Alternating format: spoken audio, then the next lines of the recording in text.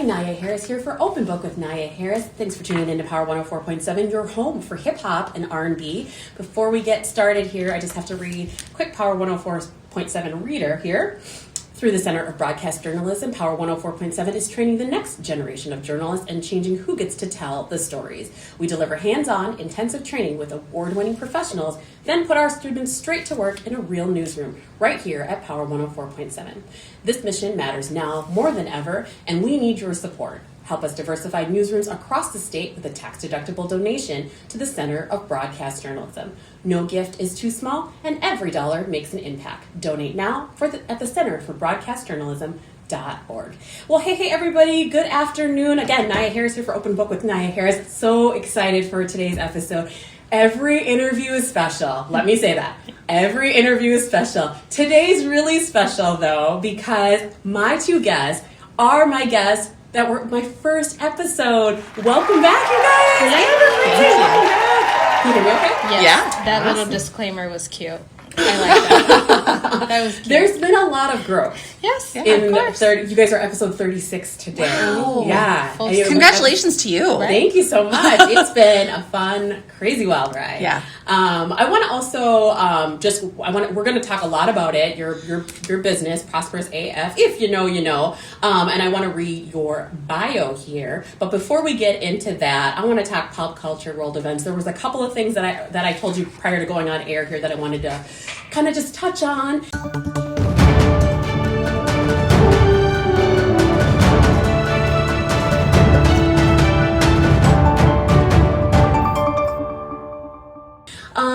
So if you've been hiding under a rock, no. If you have been just kind of abreast of like what has happened kind of pop culture wise, they say celebrities are always passing threes. I don't know. That always makes me like kind of feel like, ooh, but I felt like I had to say it anyway. Yeah. So last week, Eric Dane, you remember him as McSteamy from what was it? Grey's Anatomy. Yeah. And then the gentleman from Dawson's Creek. Help me out. I know James Vanderbeek. James Vanderbeek. Yeah, a week or so before that.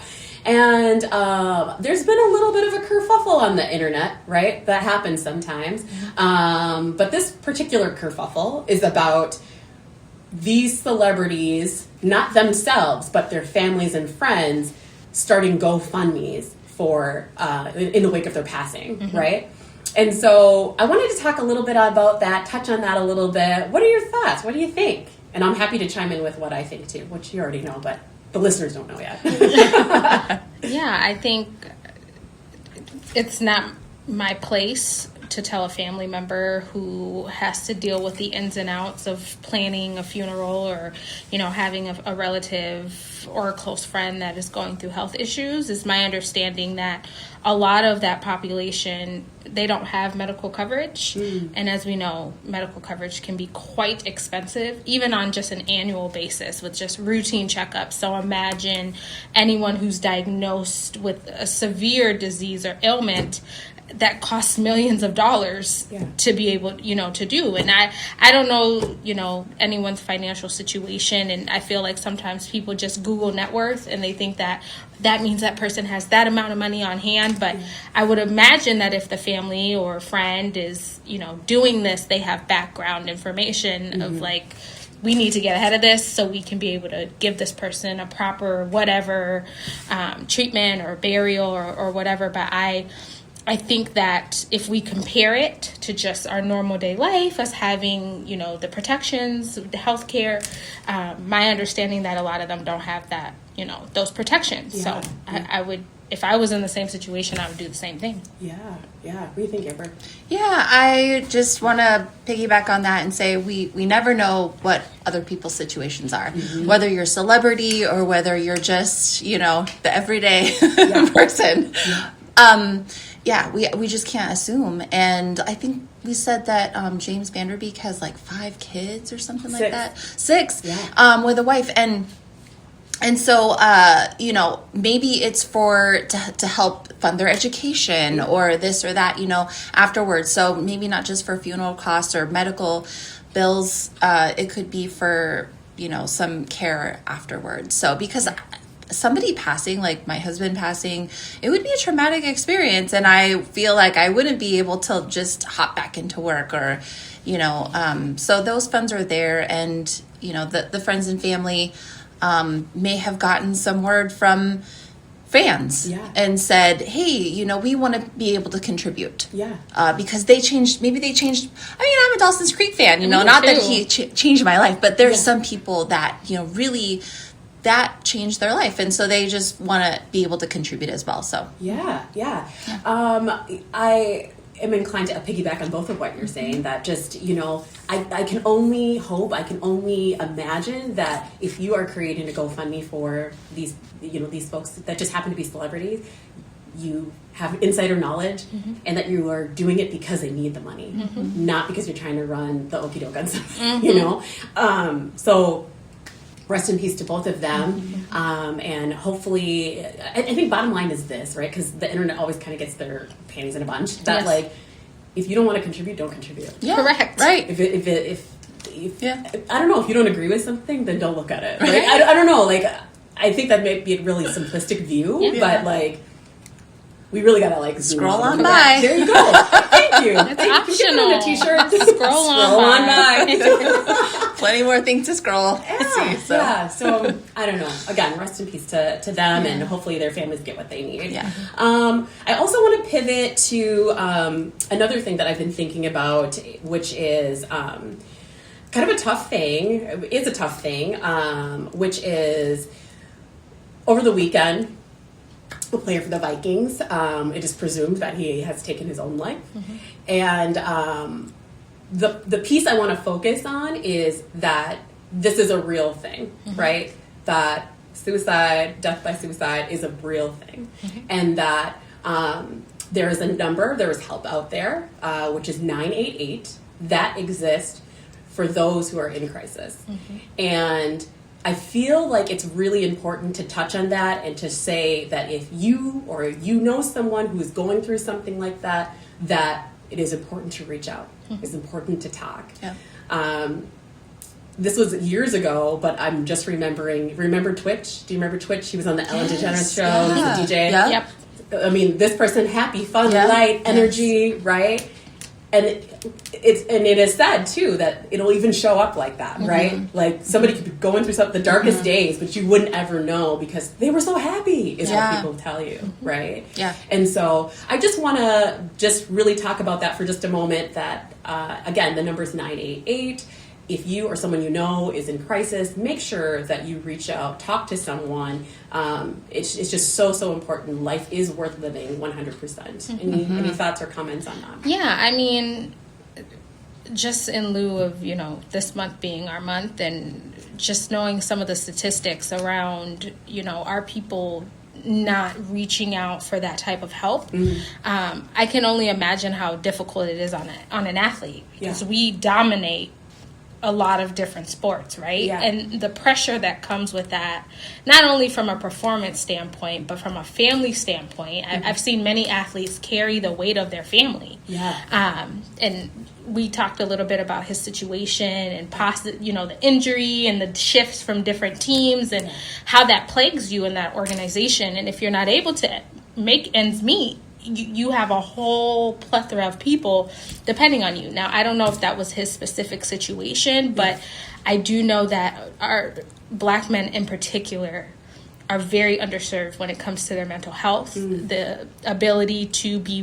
vulnerable and transparent in those issues is why I employ people to call and reach out for that help, because they definitely are an underserved demographic of folks, not underplaying anyone else mental health, but I know it's something that's very stigmatized in our community, and we see time and time again, even with Twitch, with the other NFL player that also lost his life a couple of months ago, that this is a problem. It's an ongoing problem, and we see time and time again that people want to internalize these things instead of reaching out to get the help they need. We also sometimes can identify because people are good at living in different silos. So we really need to prioritize not only getting help for everyone, but specifically our community, because we see it now rising and climbing every couple months. Folks are losing their life to taking their own life, and it's something we need to really take seriously, and provide value and resources for. 100%. Amber, what are you thinking? Yeah. So I have 2 boys, 2 soccer players, and both of them have been at the very highest level to play in the state of Minnesota, and been to, very high level tournaments. And as student athletes, we see some of those, the pressure that comes with it, even as just kids, right? I mean, it starts from a very, very young age. My kids were playing, kids were playing soccer at like 4 or 5 years old. Yeah. And there's a lot of pressure. And it's not, we talk about Black men and boys in particular, where it's not, it's not okay to talk about feelings. And when you're playing at such a high level and there's so much pressure, there may not be anybody else to turn to. We don't know what other people are going through, any kind of mental health issues, but I would say people who are raised up on a pedestal in particular are very vulnerable to, if I think you had mentioned injuries. I didn't know very much of the story, but maybe he was playing at a high level and then he wasn't, and that can be devastating for people, for athletes in particular, who are supposed to be the best of the best. And for you to just kind of fall, it can be devastating. So, like I said, for me to have student athletes and to have that expectation and the pressure is hard. So friends and family, reach out. If you notice that, I think we were talking about how they can mask. People who are struggling can mask very well, and somebody that comes to mind is Robin Williams. Oh my God. And they seem just like happy people that would never, do that sort of thing. But on the inside, it's like they're being torn. So yeah. And they feel like there's no other result. And I just want to say thank you, by the way, for both of you for your comments. I tend to stay in like happy, fun, and light territory, but this is something that I just felt a strong pull to like, nope, I need to address that. Similar to a few weeks back when I talked about, Operation Metro Surge and what was happening in the Twin Cities. Some things you just have to talk about. You can't gloss over and pretend it's not happening.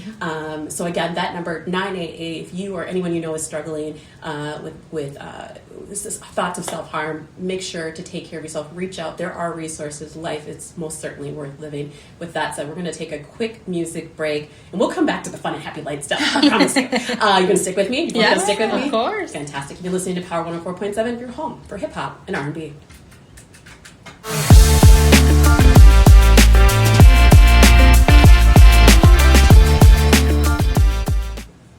All right, we are back. Okay, we are talking about Francine and Amber's business, Prosperous AF. If you know, you know. Just go ahead and go to the website, prosperousaf.com. Check out their website. I want to read your bio. You gave me approval. Yeah. We created Prosperous AF to help minority-owned businesses streamline operations, strengthen financial foundations, and scale with confidence. As entrepreneurs, we know the struggle of juggling it all. That's why we offer hands-on solutions that actually work. From smarter hiring to financial clarity and business strategy, we simplify the path to success. And if we don't have the answer, our Prosperous Pros Referral Network, ooh, that's a mouthful. Prosperous Pros Referral Network connects you with the experts who do. Every minority-owned business deserves to thrive. We're here to make it happen. I love that. That's right. Yes. Okay. So in the 9 months, it's been 9 months since I've seen you. Can you believe it? You could have had a baby in that time. Well, we didn't. The looks on both of your faces. I was just saying, like, that just happens to be the amount of time it takes to make a baby. No, ma'am. No, thank you. Amber's like, who didn't? Who told you that? Right? Not even in the plan, Not happening. not in the woodwork. Don't even joke about it, right? Okay, all right. In the 9 months since I've seen you last, there have been some changes, right? Not only to the business, but to yourselves, right? Yeah. Mentally, physically, the whole nine. Yeah. Let's get into it. Let's do Jump it. in. Okay. Well, I mean, let's start with the changes that happened that made you motivated to want to change yourself physically. let's start there. Sure. Because we said weight loss earlier. I'm like, it's not about weight loss, though. Yeah. Because it's more than that. Yeah. It's more than that, right? 100%. Yeah. I mean, when Francine walked in, I'm like, your whole, like, your aura, everything. Like, it's different, you know? So, same for you, Amber. Thank so, you. yeah. Who would like to take that for... Actually, we're going to go here. Amber. Sure. All right. Yeah. Yeah, well, I've never been skinny. Okay. So I've never been skinny, but I found myself at at one of my highest weights, and just not feeling very comfortable. You know, a lot of my pants weren't fitting anymore. Okay. And so I just decided so the elephant in the room, I am on a GLP-1. Okay. So I'm like, how many millions of Americans? Right? I'm going to admit it because, I think that saying that, like, people are already thinking it. Yeah. And then number two, if I can help inspire somebody else to be on it and say, you know what, this is what my experience is, and I think you should go for it, then please let my experience be, something that inspires you. So now, actually, my dad is on it too, because he's been able to ask me questions. Okay. And other people who've just been like, hey, what is it like? Yeah. And I'm like, I love it. Yeah. Like, I'll sing from the hills all day. It's not a taboo thing. Right? No, I don't think so. I mean, and even then, like I've even had 2 weight loss surgeries. I've had 2 weight loss surgeries before this, and it never really like has been in my stomach. It's in my head, right? And so this has helped my brain say, it's okay, you don't need 10 cookies, you need 1. Can I say that, Amber? Like, that is so real. What you just said about, I noticed my pants weren't fitting. What you just said about the cookies. Like, how many people can identify with that? Right. So thank you for being an open book. Thank you. Yeah, thank you. My husband is just like, I wouldn't tell anybody if I were you. I'm like, you know what? I'm going to double down on that. Yes. I'm going to, if somebody wants to ask me a question, go for it. I'm going to be an open book. Absolutely. Yeah. Thank you for being honest and transparent on that. Yeah. Francine? Oh, yeah. Since we're addressing the elephant of the room, I also am on a GLP-1. Okay. And I wouldn't change it. Yeah.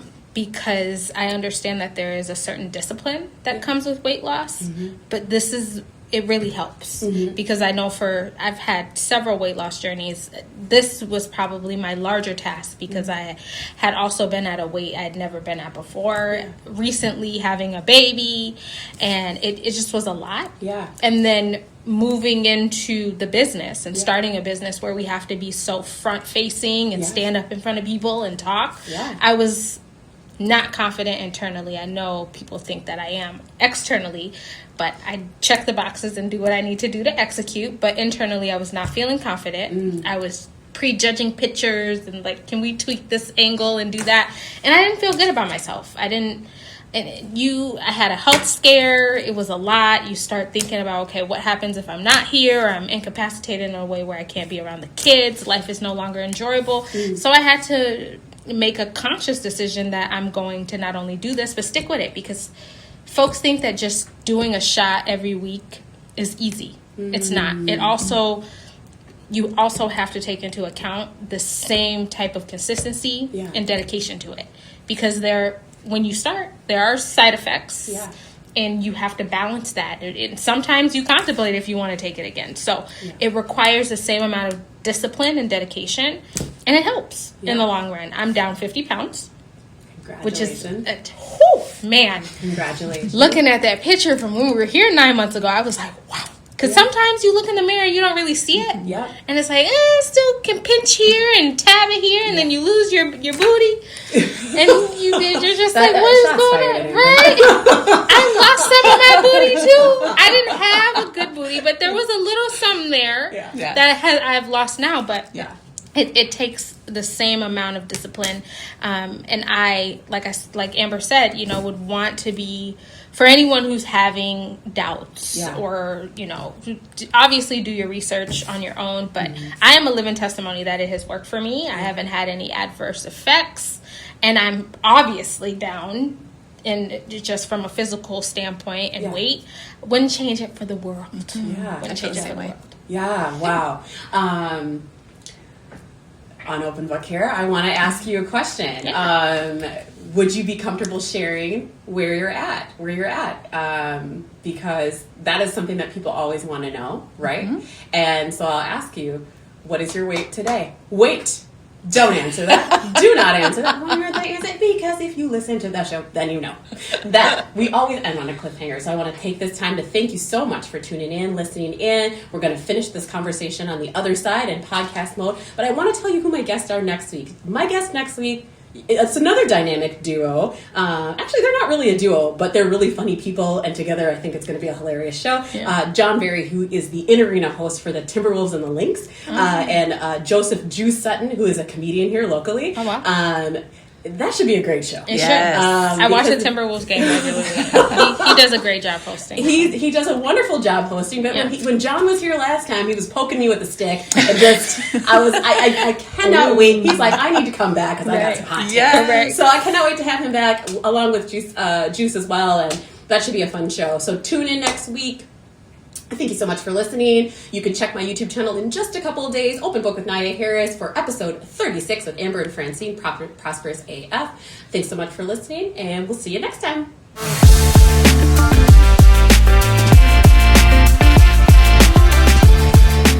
All right, we are back in podcast mode with my guests Amber and Francine with Prosperous AF. If you know, you know. Okay, we had a cliffhanger. Yes. What was our cliffhanger?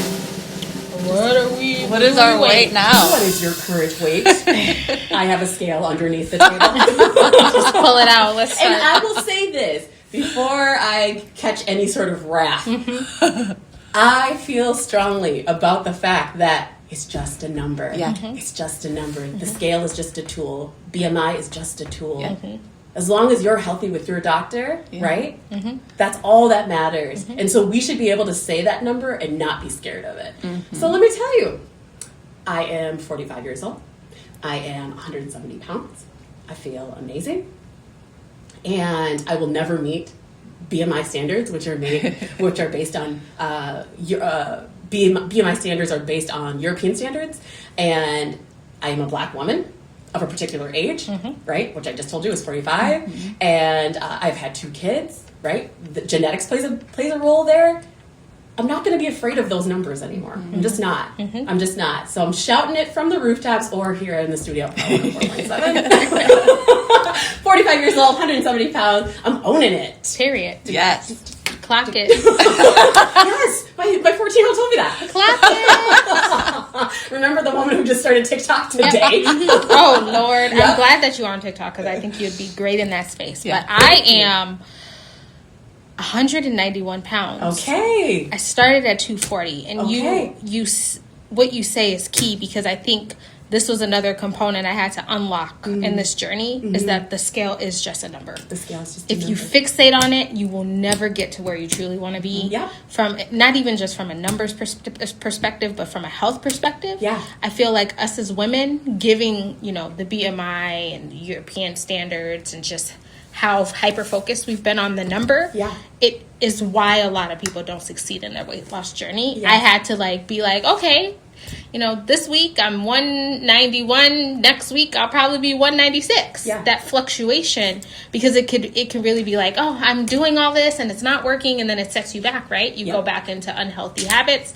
So you really have to take your mind off the number. Yeah. Because I see it in so many other places. There'll be some days I weigh in at 195, but I'm fitting jeans that are size 14. So it's like it fluctuates so much. 100%. Water weight, everything. All of that incorporated. Did you have a bowel movement that day? Bowel movement's a big one. That does. It is. Why doesn't it get more talk, by the way? I want to just do a show with a panel of people and talk bowel movements. Yep. I know that's not dinner conversation, but it's so important. So I purchased a cleanse from TikTok Shop, colon cleanse.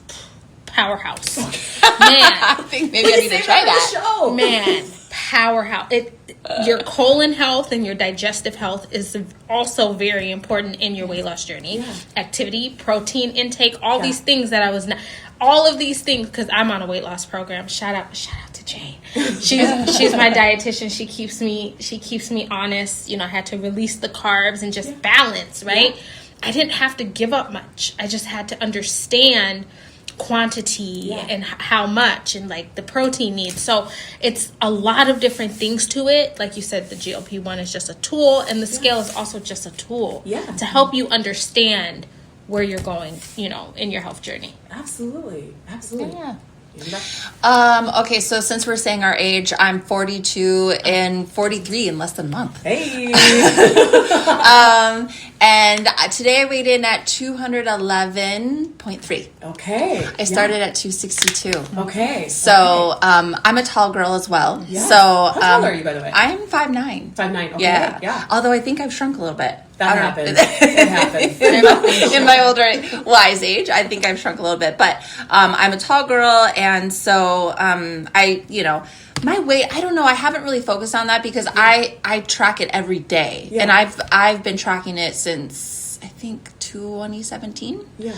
And so I've been going back and looking at some of my weights back from then, and it's gone up and down and all around, and and I also lift weights. Like, I love to lift heavy weights, and that makes a difference too. When I lift heavy and I've torn up all the muscles, my muscles love it. Then when I drink a lot of water, it soaks it all up, and then I'm like, why am I 4 pounds heavier? That water weight is a doozy. Yeah. So I have to remember, I'm like, oh, I'm growing my muscles, so yeah. But also my BMI, I think they said that I would have to be like 160 was the lowest on my BMI, which is I think is another 50 pounds. And then I look at myself, I'm like, do I have 50 pounds? I think I do. But I mean, I could lose 50 more pounds, but would I like what I look like? Right. If I were to lose 50 pounds. That's so key. That's so important too, right? Yeah. If you're already at a weight that is healthy for you, that's key, right? Is that if you're healthy, why is it necessary to lose more weight if you're happy with how you look? I mean, I like a little bit more fluff on my my body. So we were talking about how my signature, I used to have a big booty. I used to have that's why I said shots fired. Right? Yes. And it's like I've lost my identity, and I look at myself, I'm like, do I want to go even skinnier? And I'm like, I don't know if I really want to be a size 4, but who knows? So every day is just a new day that I want to be healthy. Yeah. That's what it is. And that's the way to look at it. And can I ask you, what did it feel like for me to ask that question of you?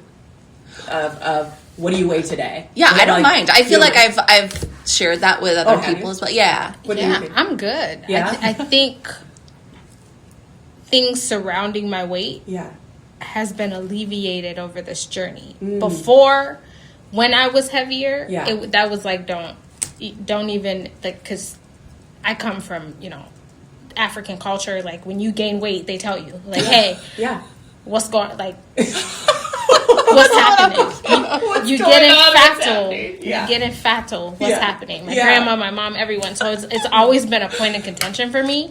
But I think now that I am very comfortable in my skin, I don't mind it. I sing from the rooftops that I'm on Wegovy. I tell anyone that would listen. I tell them that I go through a program that hits the 3 different components. So it's like I feel a lot better because for once in my weight loss journey, I've done something consistently that's worked out for me. Yeah. And I want to talk about that. Yeah. Because I've had a lot of lost or failed weight loss journeys. Sure. Because I was focused on the wrong thing. But now I have something that's working for me consistently. Ask me. I'll tell you, I was 240 pounds. I'm 191 now, and I want to be 170 because I got to maintain some of this thickness. That's how I was thinking too. So let me say this too, right? And I'm sure you've seen this. Weight looks different on everybody. Oh, yes. Yeah. So, 100%. So you said 5'9". I'm 5'7". How tall are you? 5'2". 5'2". So if your goal is 170, 170 is going to look very different on you than it looks on me. Yeah. Right? Yeah. And again, what plays into that? Genetics. Have you had kids? Like, just, the whole thing. I want as many women as possible. Maybe I'll start this crusade, to just be on like, TikTok. Just start a TikTok. To say, my age is this, my weight is this, and it doesn't matter. Yeah. I feel comfortable in who I am. we get all that on a t-shirt? Too? That's Well, right. we've been indoctrinated to be fixated on this stuff for such a long time. Yeah. You want a man, you want to keep a man, you want to maintain one, you have to look like this, and then you have all the depictions of what you should look like, and then rightfully so, when GLP-1 started, when celebrities were taking Ozempic, you know, we had that like scarecrow effect where everyone looked like super like skinny and everything. Even. So, you know, them jumping on that without a game plan, without professionals, just doing it because it does cause you to lose significant weight. Yeah. All of those things are just, I don't want to deal with it anymore. Yeah, Like, but can I ask both of you, and you've already alluded to it, but like, it's not just a matter of taking the shot and then that's it. No. Like, set it and forget it. No, like you're both working out, you're both eating right. Yeah. Like, there's things you have to do to maintain it. Yes. And I think that might be a little bit of a misconception right there. You right? still have to make decisions. You still have to lift the weights and be active and get the sleep. And there's Drink the water. Drink the water. Yeah. So before this, I was consistently working out, but I wasn't getting very far because my nutrition wasn't right. So this has been one of the things that I'm like, okay, now I can make better decisions because my brain isn't always like thinking about, you know, the 10 cookies. Yeah. And again, thank you so much for saying that because it's like the thing that's unsaid, right? Right. Everybody knows, like, how'd that sleeping Oreos get missed? You know how it happened, you know, but you know, it's really important to just address that. So thank you for saying that. Thank you both for being so honest and transparent about that. I know it's a difficult thing to talk about, but I don't want it to be a difficult thing to talk about. Absolutely. I want women in particular, men too, but women in particular, to feel comfortable and confident in who they are. If you don't like something, change it. Yeah, and we need to normalize it. Like, you know, we need to normalize bodies in general and talking about bodies different and our gray hair. Like, hair. I'm not trying to like cover all this gray hair. I'm like, it's natural. Yes. You know, like I might do some gray blending. I'm still trying to figure it out, but I'm not going to be covering my hair and pretending like it's not happening. And there's something really beautiful about aging naturally. Have you ever seen a gorgeous, like elderly senior person? Yeah. Like, I saw this one black woman, full head, like she had a silk press too. Yeah. Full head of just press. like gorgeous gray hair. Yeah. And I was like, I want to be like her. Yes. I've been seeing more of it. And walked in the room like she owned it. Correct. You know? So yes, thank you so much. We're coming back to this conversation in some way. All right. Shape or form. I don't know. Maybe there's a third episode in your future. Of course. But I really want to talk about your business with the time that we do have left. Because you've had, like I said, you've had some changes. I think this is even really important to talk about too. How has making this change in your life, right? Physical change, mental change, with the physical change. How has that changed how you view your business, or hasn't it? It has for me. Yeah. Because I've always had an issue with being consistent with something. Okay. And when you're trying to implement that type of consistency, you want to do it across the board. Okay. In uniform in your life. So I can't say, being that I've stuck with this for as long as I have, I can now apply those things, especially in the business and in the business now with how we just operate with everything that we have going on. It's made it, I wouldn't say easier, but easier to manage. Yeah.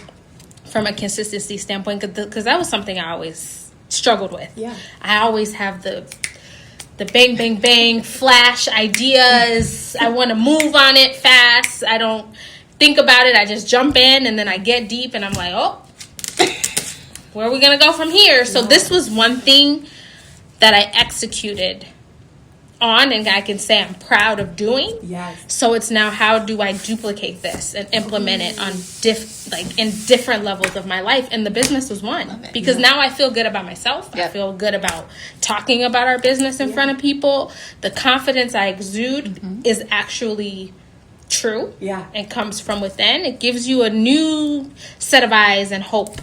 To be hopeful for just all that comes with our friendship, business, my interactions. It has changed. No faking it to make it over here. No faking it to make it anymore. Yeah. Even though that was my favorite saying. What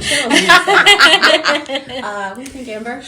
Yeah, I think that the consistency is definitely something that, when you're consistent with your workouts, well, at least this is what I say in my head and what I tell myself, is that if I can be consistent with my workouts, which I was very consistent with, then I can be consistent in my business. And to what Francine says, we've been very consistent in the last year because we just passed our 1 year anniversary, business anniversary. I don't know.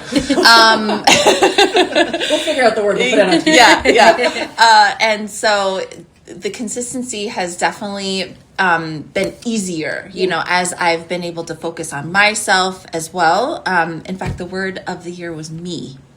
This year. Word of the year is me. Me. Okay. I love it. So I've been working on myself, Yeah.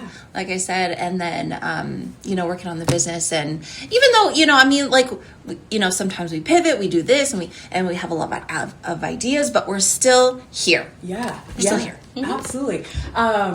So you both are fellow B3ers. Yes. Remember, there are 7 principles. The last principle, the 7th principle is wellness over work. That's right. You are both embodying that right now. Yes. Yeah, and I mean that's really, really important, right? Yeah, because they are intertwined. Yeah. Oh yeah. So, they really are. It's so good to hear you talk about that. I'm hosting on Wednesday, so I'll be sure to. When it comes to that, I'm going to be like, well, Amber and Francine, let me tell you. Yes. Okay. So. Lots of changes that have happened. You know what? One other thing I want to jump back to with the changes, kind of pivoting a little bit away from the wellness piece, is that you both went back into the corporate sector. Mm-hmm. Talk about that. Talk about the return to the corporate sector, having post starting a business. Talk about that.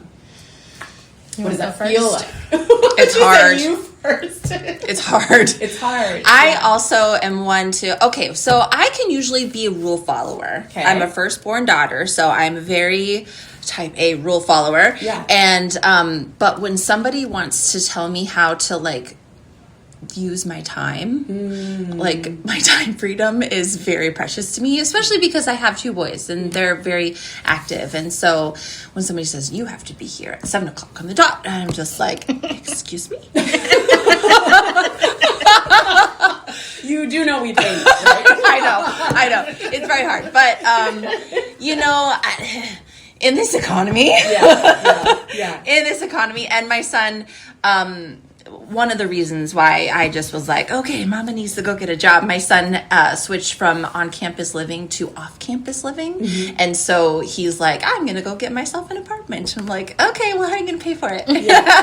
And so we're currently helping him pay for his living expenses. So that was the one thing. And just kids are just very expensive. So, so unfortunately, we just had to go back to work and try to make things work with our business around the 9 to 5. That is, man, those paychecks when they come in, you're like, okay, cha-ching. But, so it goes to all the bills, unfortunately. Yeah, no. And I want to hear from you, Francine, before I comment. Yeah, it was a jolt. A jolt. It was a jolt. That's the only way I can really express it and talk about it, only because Amber made a very valid point about freedom of time. Mm-hmm. And for me, I feel the same way, right? It's one thing to be doing something you love with the person you love and at that type of level, right? Just being the strategist and the navigators of your own destiny, and then being catapulted back into corporate life when a lot of those things are out of your control. Yeah. And you have to accept it. Yeah. Even though it makes absolutely no sense. Yeah. And I find myself on a daily basis like, I'm here for a short time, not a long time. Mm-hmm. I have to think about the transition plans back into doing what we love to do full time. And honestly, we hit the ground running on it. A lot probably has to do with me just, winging it. Yeah. But still, it's like I wouldn't change the experience that we had at all because it's gotten us here, where we are now. And where we are now is a very crucial point and a turning point for our business. We can utilize all that we've learned in the past year and really build out Prosperous to what we envisioned it being when we first embarked on this journey. Yeah. Now, the only caveat is we have to wrap up these jobs at some point. And with that comes a lot of time and dedication, because the time that we had to build Prosperous, we now have to do that outside of what we've committed to these companies. So that part makes it difficult, but we're still full steam ahead, very much so committed to, and very much so in alignment with, we are exiting the damn workforce. I've been keeping that in for a long time, guys. I didn't want to get a fine, but now that we're off air, when you're in podcast mode, you get to swear. Now, I walk in and I'm like, like, I don't want to have to deal with this outside of something for myself, because I know my strengths and I know like how my brain works and how important it is. I appreciate my brain. I appreciate Amber's brain the same way, but I feel like there's something in corporate that's just designed to not appreciate what you can bring to the table to keep you operating in a certain mode. And that part pisses me off, because I mean, it's cool. The money's good. It works for now, but I went back into corporate and I saw the exact reason why I left and why I wanted to build something that was different. But to that point, then, I will say the fire is probably lit in you, right? Lit. It's like, okay, this is why I left. So I'm even more motivated to get out of it, right? I keep a list of all the reasons. Do you really? Yeah, in an Excel spreadsheet, of course. Of course, Amber. That is very on brand for Amber. Please send that to me by end of business. I don't keep the Excel spreadsheet, but I'm pretty sure our Gemini notes, from our own meetings that we have, know very much so where I'm at. And the transcripts that get sent is documented very well that I am quite over it, and I know that this is not something long term. I want to be the exact opposite of what a normal corporate structure looks like, because it just offers, to the people who really invest their time making sure that, companies are successful, I want to be different. I want them to understand work-life balance. I want them to feel appreciated. And corporate has not wanted to do that for a long time. It's like, why not? Yeah. Who is it? CEO of LinkedIn and CEO of Amazon just doubled down on that, actually, and said, like, yeah, we don't think you actually need work-life balance.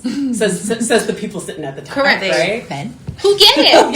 Of course. Both men. Yeah. And the, work from home is being pulled back. And I'm just like, being a working mom has been a struggle my entire life of being a mom. And it's quite unfortunate. Yeah. Yeah. So it's, I also wanted to say to both of you, this is the comment I was going to make. Thank you for sharing that. Yeah. That's something that needs to be heard, right? So if you watch the first episode, I think I even shared this then. I say it all the time, but like, entrepreneurship's not for the faint of heart. There's a lot of this. A lot of roller coasters, right? There's some high highs and low lows. But the advice I gave, I believe, was stay the course. I say that all the time as well. But it's really important to highlight the things that it's very easy to share the highs. It's so easy to share that. I mean, look at social media. You can scroll all the happy things that are happening to people, right? But when it comes to something that's maybe not so happy or difficult to talk about, people kind of tend to shy away from that. And I'm just so thankful that you both shared that, right? Because you're not alone. You know that, right? Yeah. There are plenty of people within our own bubble, our own network, fellow B3ers who've had to do the exact same thing you have, my husband included. Yeah. So there's no shame in that. I appreciate both of you being just so transparent today. And this is when you are vulnerable, you give other people permission to be vulnerable, right? And that's how we grow. Yes. We learn from each other. Yes. Yes. Oh, I don't have to have shame. Right. And just a quick tie into that, right? If you don't have shame with that, then maybe you don't feel bad and you go into a dark place and something else happens. Yeah. Right? Yeah. So think about that. What you brought to the table today. This goes on YouTube. It lives on YouTube. You never know where it's going to land. Correct. And who's going to hear your message. So thank you both. Yes. Can you believe it? We are almost out of time. You know what? We have another minute here, and I just want each of you to share with me kind of in the 9-month span, right? Since I've seen you last. No babies were had. No. In the 9-month span. Hell no. I want to know What do you think has been your greatest lesson? What's been your greatest lesson in the last 9 months? Being able to say no. Ooh, no is a complete sentence. Yes. N-O period. No is very hard for me to say and to receive. Okay. And so when I went into this year, I was like, me. Everything is about me this year. I'm still struggling with that, right? Like when my kid's like, oh, I want this and this name brand thing. I'm like, okay. Yeah. I'll go without, So like I'm trying to really focus more on me. Yeah. But either saying it or receiving it is something that I've like, I even, some events, some people are like, oh, come out to this, come out to that. And I'm just like, nope. Yeah. No. Yeah. Let me ask you really quick, just to follow up to that. What does it feel like to say no? What do you feel in your body when you say no? It's getting easier, but at first it's like, yeah, because like I'm just not very good at it at all. So it is, but like it's getting easier the more that and it doesn't always have to be no. It can be, some other kind of, flowery words to say it as well. Yeah. So, yeah. No, I get that. Yeah. 100%. Boundaries. In the same vein, what does it feel like to receive no when somebody says no to you? Somewhat of rejection sometimes. Yeah. It's still, it's hard in business too, because when you receive a no, it feels personal, but I have heard this, that no is just a data point.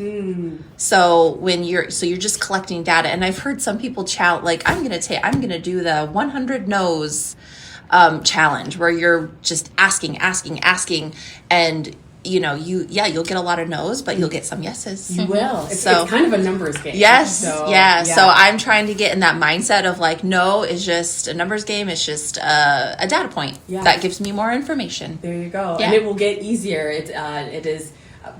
I'm a firm believer. It's not practice makes perfect. It's practice makes progress. Yes. So the more you get comfortable saying no, then you can just be like, oh, okay. Yeah. And receiving it too. Yeah. Exactly. Yeah. Exactly. What do you think? For me, I think over the last 9 months to a year, I determined that I can do everything that I never thought I could. Yeah. And that was always big for me, because my way of getting here was unconventional. I always had people tell me like, oh, you're capable of doing this, you can do that. But there was a lot of self-doubt in that, and I thought I wasn't deserving of it. But I see through interactions, partnerships, just what I've been able to accomplish for myself. Yeah. And for the first time, I can say that I really think my kids are proud of me. And I was so used to just operating status quo, accepting and tolerating that I wasn't good enough. But over the course of the year, it's got me feeling like, damn, girl. Yeah. You can do a little something. That's right. Put a little something together. So that was just something I never had, even though people think I do. Yeah. And it's real interesting to me. And people like, when you talk, you do something, you connect. But in my head, I don't feel that. Yeah. I feel like I'm stuttering over my words. I feel like people aren't understanding what I'm trying to say. And there was just a lot of doubt in that I had. But over the course of this year, I'm just like, damn.